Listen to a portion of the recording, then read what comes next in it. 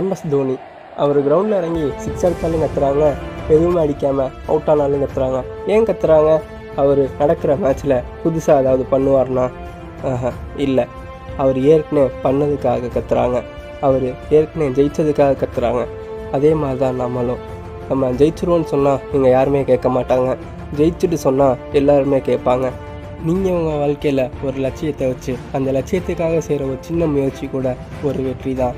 இன்றைக்கே நடக்க ஆரம்பிங்க உங்களோட லட்சியத்தை நோக்கி, உங்களோட வெற்றியை நோக்கி. ஏன்னா வெற்றிக்கு வயசு ஒரு தடையே இல்லை. இதையும் நம்ம எம்எஸ் தோனிகிட்ட இருந்தே கற்றுக்கலாம்.